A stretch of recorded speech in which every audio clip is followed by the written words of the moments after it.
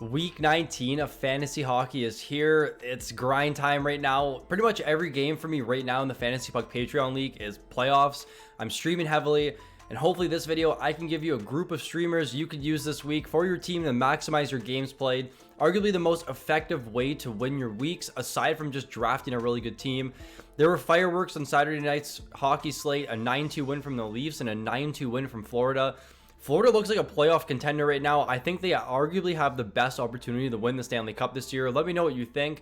Austin Matthews continues his torrid pace to 70 goals. There's so much to break down the NHL, but today's video, I'm just going to be giving you my favorite streamers and the upcoming schedules for Week 19 to give you the best possible chance to win. My name's Mike, and let's jump into the video.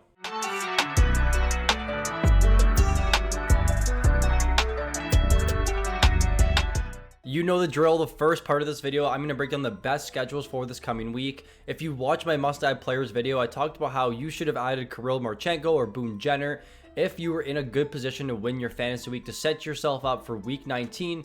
We have four. It's a really busy schedule, but we have 4 off nights. The first night on the 20th, there's actually 8 games being played. So keep that in mind. It's not really an off night, but you can still hopefully be able to add a player to roster to fill in an empty position.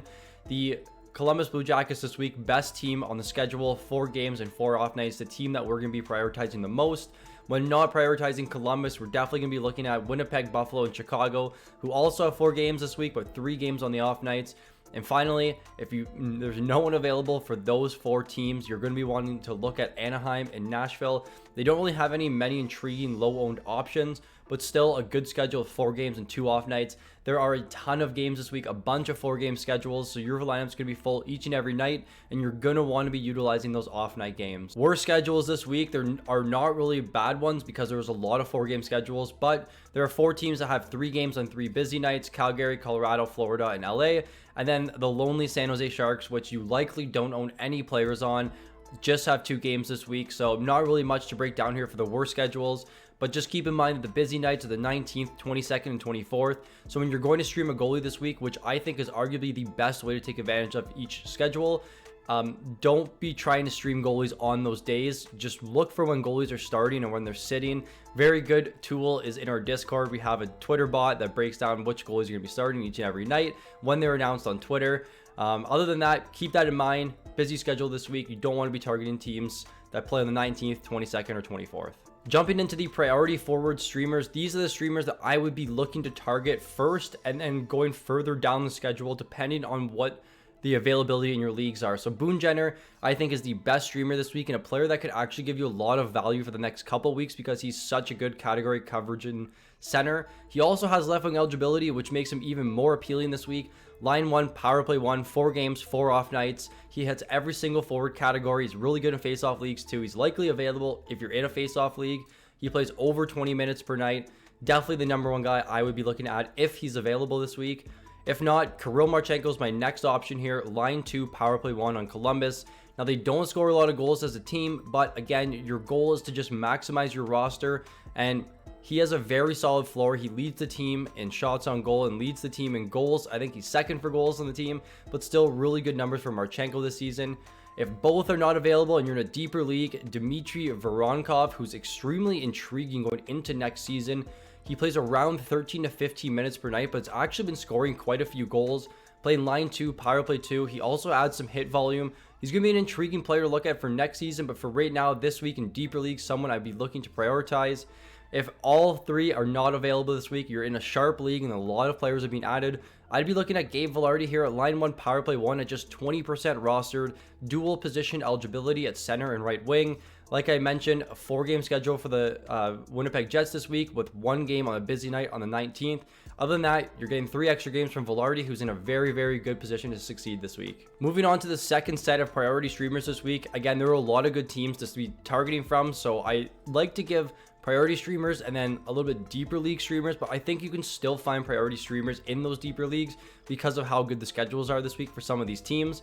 With Sean Monahan here, just 21% rostered. Very good schedule this week. He had a couple power play points. He is on that top power play unit for the Winnipeg Jets, who have been struggling on the top power play, but still with Monahan, he's had a couple power play points in last night's game on Saturday, so very intriguing option here.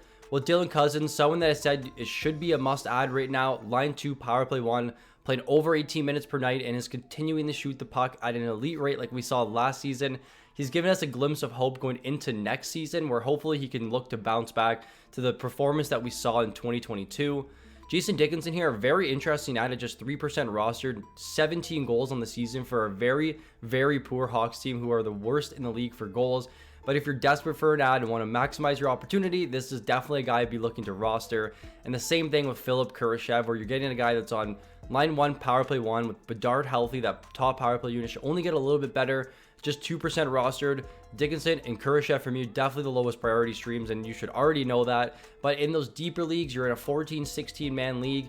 Likely the guys that are over 20% are probably not available, so Dickinson and Kurashev become solid stream options for this coming week. It's always difficult to pick defensemen that you'd be looking to stream. I always want to look for defensemen that you can grab that are on a top power play unit, but this week all the top power play unit defensemen are owned. Zach Werenski, Josh Morrissey, and Rasmus Dahlin.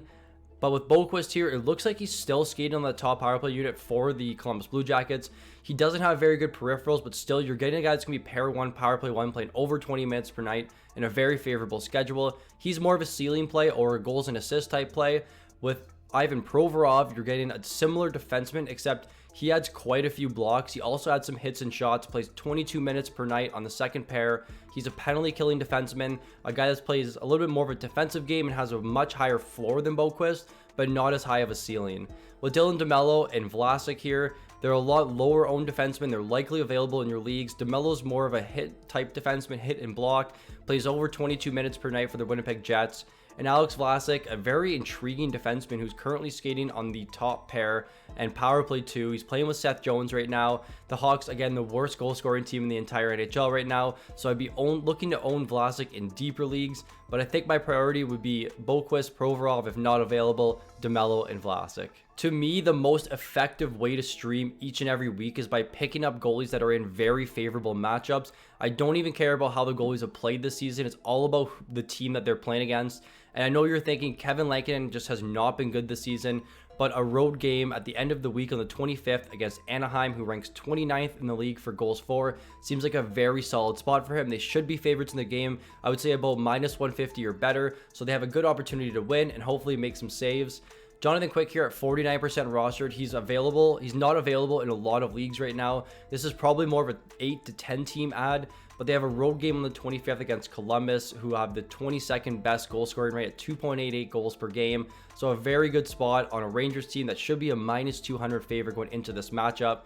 And finally, to end the week with James Reimer on the road against Chicago, the worst goal scoring team in the league, just over 2 goals per game. The Wings have been pretty good. He had a shutout last night against Calgary. Unfortunately, I had Markstrom that got me negative points after he's been super good for me.